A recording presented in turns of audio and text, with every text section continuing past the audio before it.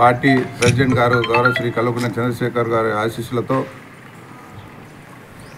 వారి అడుగుజాడలో నడుస్తున్న మా ప్రియతమ డేరింగ్ అండ్ డైనమిక్ గౌరవ వర్కింగ్ ప్రెసిడెంట్ గారు కేటీఆర్ గారి ఆదేశాల మేరకు ఇలా యావత్తు తెలంగాణ రాష్ట్రంలో ప్రతి గ్రామంలో, ప్రతి మండలంలో, ప్రతి డిస్టిక్ హెడ్ క్వార్టర్లో మన తెలంగాణ తల్లికి పాలాభిషేకం జరుగుతుంది.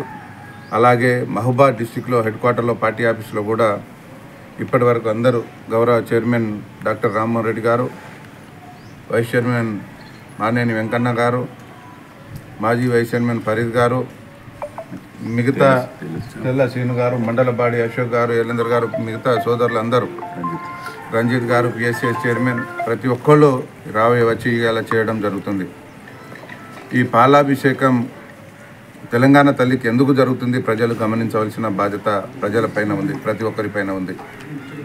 ఇవాళ తెలంగాణ తల్లి మన ఆత్మగౌరవాన్ని, మన రాష్ట్రాన్ని ప్రతి ఆడబిడ్డ ఎలా చేసుకోవాలి, ఎలా ఉండాలి బతుకమ్మ అని చెప్పి దానికి సూచిక, అంటే దాన్ని ఎలా ఉండాలి తెలంగాణ తల్లి అని చెప్పి ఇప్పుడు కాదు, స్వాతంత్రం రాకముందు నుంచి ఆ తల్లిని గౌరవించడం, తెలంగాణ తల్లి అని గౌరవిస్తున్నాం. కానీ కాంగ్రెస్ పార్టీ వాళ్ళు చెయ్యి చూపెట్టుకుంటూ, ముండి చెయ్యి చూపెట్టుకుంటూ అసలు దాన్ని ఏది లేకుండా అసలు తెలంగాణ తల్లి పరువు తీసేలాగా సెక్రటరియట్లో చేయడం జరిగింది. దానికి నిరసనగా నిన్న మన పార్టీ అంతా బహిష్కరించడం జరిగింది.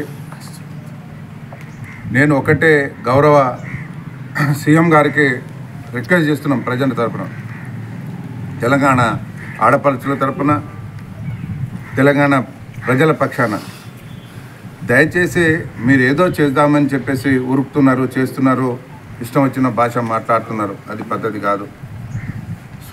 ఈ తెలంగాణ రాష్ట్రం సాధించడానికి ఎన్ని కష్టాలు పడ్డారు కేసీఆర్ అనేది ఒకటి ప్రతి ఒక్క మానవుడు, ప్రతి ఒక్క జీవి ఆలోచించవలసిన సమయం ఆసన్నమైంది.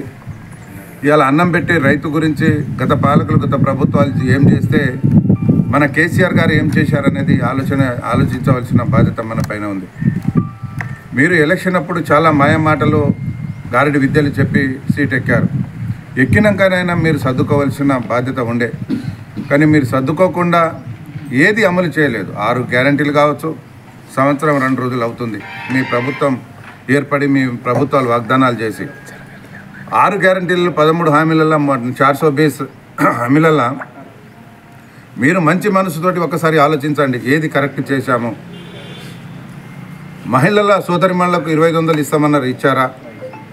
కళ్యాణ లక్ష్మి తులం బంగారం ఇస్తామన్నారు, ఇచ్చారా? దళితులకు 12 లక్షల రూపాయలు ఇస్తామన్నారు, ఇచ్చారా? ఇలా ఆసరా వృద్ధులకు, వికలాంగులకు 4000, 6000 ఇస్తామని చెప్పిన పెన్షన్ ఇచ్చారా? ఇలా చెప్పుకుంటూ పోతే ఎన్ని హామీలు ఇచ్చారో దాంట్లో సంపూర్ణంగా ఒక్కటన్నా మీరు అమలు చేశారా?